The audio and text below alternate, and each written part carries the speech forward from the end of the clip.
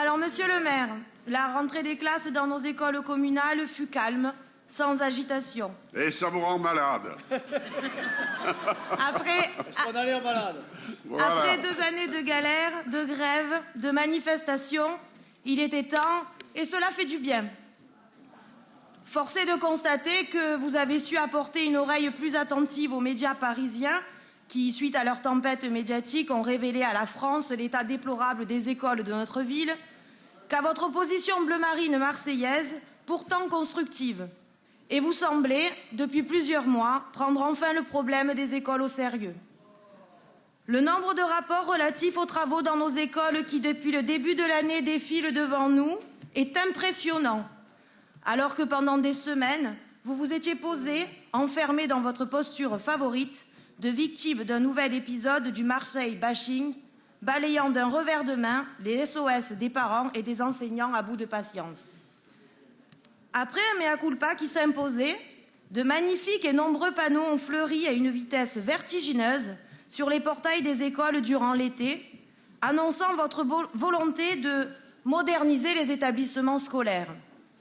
Des rapports à gogo, des panneaux partout, un guide de la rentrée scolaire distribué aux familles. Le décor à la Potemkin, pour ne pas dire à la Godenkin, était mis en place pour éviter une rentrée chaotique de plus.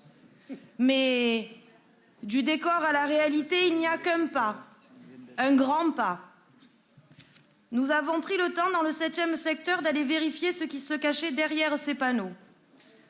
Prendre connaissance de ce qui allait se faire vraiment, quelle transformation allait entraîner cette modernisation annoncée des écoles, car du côté de votre adjointe, Madame Casanova, et n'en déplaise aux flagorneurs en pantalon du 5e secteur, la rétention d'informations restant de rigueur. Nous nous sommes vite rendus compte que nous n'avions pas tous le même dictionnaire à la maison, que nous n'avions pas tous la même définition du mot moderniser. Car à Marseille, changer une clôture, c'est moderniser. À Marseille, procéder à la réfection des bordures d'arbres dans une cour, c'est moderniser. À Marseille, quand on repeint un portail avec une peinture qui s'écaille quelques jours après sa pose, c'est moderniser. À Marseille, quand plus de 30 ans après leur construction, on prend enfin en compte l'existence des écoles GEP, c'est moderniser là aussi. Les rapports, quand ils ne sont pas retirés, sont votés à l'unanimité. Les panneaux sont posés sur les écoles, des millions d'euros sont annoncés, mais beaucoup reste à réaliser. Des écoles attendent les peintures depuis plus de 30 ans. L'école Fond Vert dans le 14e attend depuis plus de 2 ans que les classes touchées par un dégât des eaux soient refaites. L'école des Oliviers dans le 13e, qui a été victime d'un incendie volontaire en juillet, se retrouve avec une partie de l'école condamnée pour une durée indéterminée. Et quant aux ouvertures de classes, les 2 mois d'été n'ont pas suffi là non plus à réaliser les travaux nécessaires, comme à la Parade dans le 13e arrondissement, où le chantier de désamiantage est toujours en cours. Vous nous demandez de voter aussi la 2e tranche pour la sécurisation des abords de nos écoles. Mais où en est la première? Nous attendons toujours le récapitulatif que devait nous transmettre votre adjointe. Rétention d'informations toujours. Quand nous sommes dans une période où l'on demande au directeur de mettre en place un plan de mise en sûreté en cas de catastrophe, en cas d'intrusion, voire en cas d'attentat, pour sécuriser les abords de certaines écoles, vous installez des visiophones, dont acte. Mais vous ne vous souciez guère, pour ne pas dire pas du tout, de celles qui n'ont pas de clôture totalement sécurisée, comme à Frévalon, laissant ainsi la possibilité aux enfants de sortir et donc à des intrus d'entrer. Ou encore quand les alarmes ne fonctionnent pas, quand les portails restent ouverts, comme à Saint-Jérôme-Village. Vous nous parlez de sécurisation des abords des écoles, alors qu'il faut d'abord sécuriser l'école tout court. Concernant les TAP et les garderies, permettez-moi de vous rapporter quelques difficultés rencontrées depuis le début de l'année. Vous annonciez au conseil municipal de juin que les garderies fonctionneraient dès la rentrée. Comment expliquez-vous alors qu'à l'école Merlan-Cerisay, la garderie ne soit toujours pas ouverte? Pourtant, tous les dossiers ont été transmis. Il y a des différences de traitement, même si vous affirmez le contraire, entre les écoles de la ville. À Sainte-Anne, par exemple, il y aurait du tennis, du basket, voire du judo, pendant que dans le 14e, ils font du coloriage tout l'après-midi.